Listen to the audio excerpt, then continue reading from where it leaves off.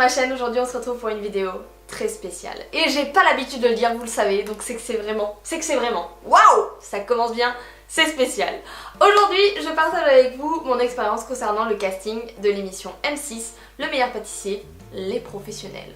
Si vous me suivez depuis un petit moment sur cette chaîne, vous savez que j'ai déjà participé au casting Le Meilleur Pâtissier amateur, celui avec Cyril et Mercotte. Je vous invite à regarder la vidéo, elle est dans le petit. Voilà, divertissez-vous, vraiment enjoy. Mais aujourd'hui on va parler de la version professionnelle. Avant toute chose, je vous invite à me suivre sur mes réseaux, dans mon Instagram pâtisserie pour le coup, si vous voulez des recettes, me suivre plus pour cet univers-là, qui s'appelle Pascaline The Kitchen. Les jeux de mots, j'aime bien. Tu as compris? J'aime bien. Bien évidemment, je vous mets tout en barre d'infos.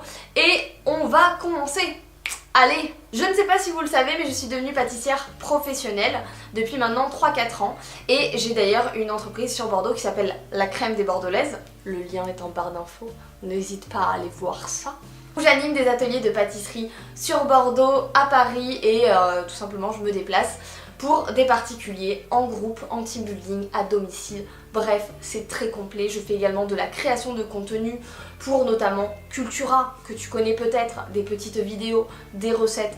Bref, il y a plein de choses. On pourra revenir sur ça une prochaine fois dans une prochaine vidéo si ça vous intéresse. Mais aujourd'hui, c'est pas le sujet. Parlons casting. Ce qui nous intéresse, c'est prise ou pas prise. La réponse dans la vidéo. Tout a commencé quand Alexandre Oliver, le chef de l'Intercontinental de Bordeaux, a été contacté par la production de M6 pour passer le casting. Il cherchait des binômes pâtissiers pour l'émission. Lui, ça l'intéressait pas et à l'époque, il nous connaissait.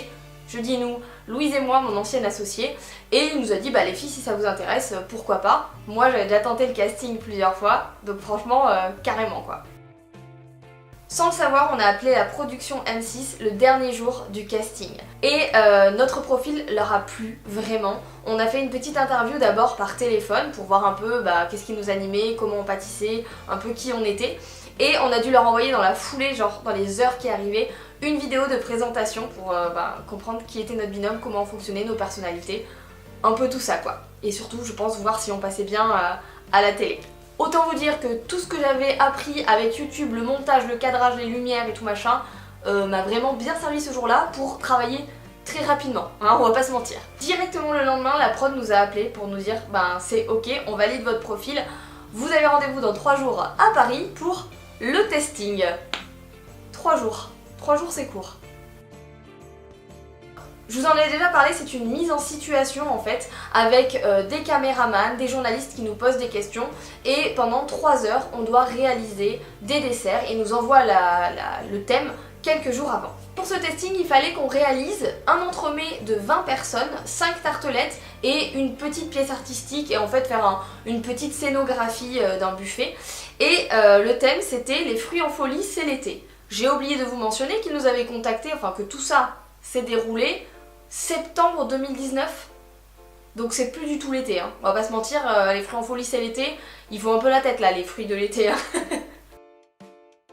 Première étape, il fallait déterminer quels fruits on voulait mettre à l'honneur.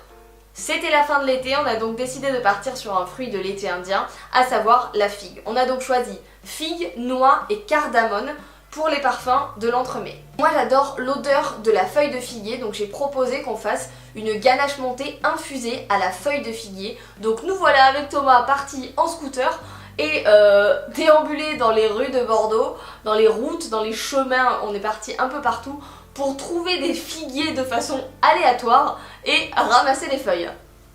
Bonne ambiance. Deuxième étape, ça a été de créer notre propre moule. Oui, parce que nous on est comme ça, en 3 jours on se dit on peut créer un moule. Mais pourquoi pas, j'ai envie de te dire. On a décidé de faire un entremets en forme de figue, avec l'insert en forme de figue, tout bien. On est allé chez Leroy Merlin, on a acheté des lames en inox et après on a décidé de les tailler, de les découper ou autre, de les assembler, enfin bon bref. Je vous mets un petit extrait du déroulement, c'était très sympa.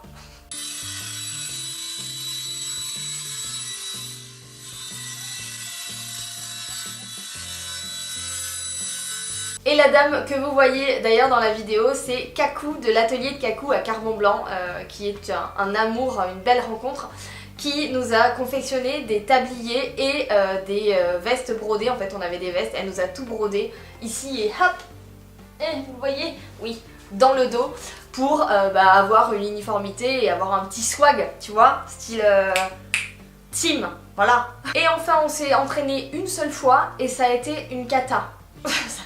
Une cata, voilà. Le timing, parce qu'il y a 3 heures, il faut respecter pour tout faire. Une cata, ouais, je peux pas dire plus.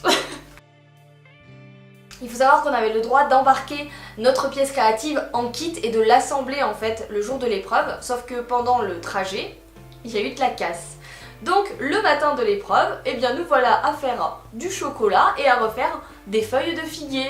Voilà, parce qu'on n'avait pas assez de stress. On aime. Deuxième bourde, on se trompe de lieu. On a vu un magnifique château, moi je suis rentrée, hein. Qu'est-ce que tu crois? Je me suis dit c'est bon, on est au château de LMP, pas du tout. Pas du tout. Bienvenue à la maison, c'est ma maison de campagne. On a fini par trouver le bon lieu qui était finalement pas très loin et on a rencontré les autres binômes, on a croisé la session d'avant et c'était parti. Les chefs qui nous ont jugés c'était Nina Métayer et Benoît Couvrant et après il y avait l'équipe de production. Franchement c'était une expérience juste géniale, c'est vraiment un moment un peu hors du temps. Tu pâtisses au plus vite que tu peux mais en même temps tu dois répondre à plein de questions de journalistes donc du coup t'es plus vraiment à ce que tu fais donc tu perds du temps. En fait sur les 3 heures effectives de temps je pense que t'as bien demi-heure où tu perds un peu de temps déjà à prendre tes marques et à répondre aux questions mais c'était quand même fou comme expérience. Voici les croquis qu'on a fait pour justement ce dessert. Il était constitué d'un biscuit aux noix, d'une ganache montée infusée à la feuille de figue et d'une compotée crue cuit de figues rôties. C'était un pur délice, franchement. En plus, petite corde sensible pour moi, on devait donner un nom à ce dessert et on l'a nommé du nom du verger que ma grand-mère avait, qui s'appelle Miramont, et donc on l'a appelé le Miramont. Donc c'était symbolique pour moi. Petite parenthèse, vous pouvez retrouver ce dessert justement dans le livre La crème des pâtissières dont je suis la co-auteure. On adore! Ouh, est-ce que Monsieur Hermé en a fait la préface? Oui, oh, c'est la folie! Roulement de tambour, le verdict. Après une semaine d'attente, nous avons eu un appel de la production qui nous a dit « On vous veut dans notre équipe !» C'est pas dans The Voice ça?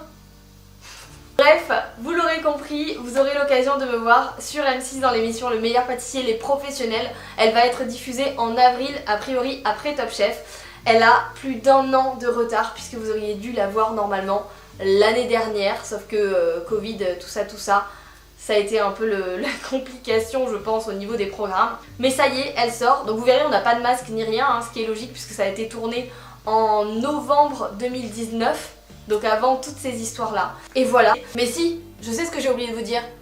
En bonne youtubeuse que je suis, j'ai vlogué. Bien évidemment j'ai vlogué tous ces moments. J'ai vlogué tout ce passage.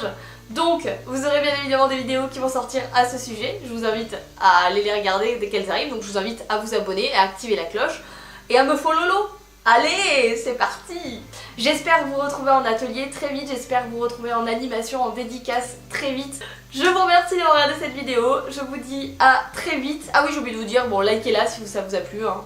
Toi-même tu sais. Et voilà, allez, on se retrouve en commentaire et on papote. Salut!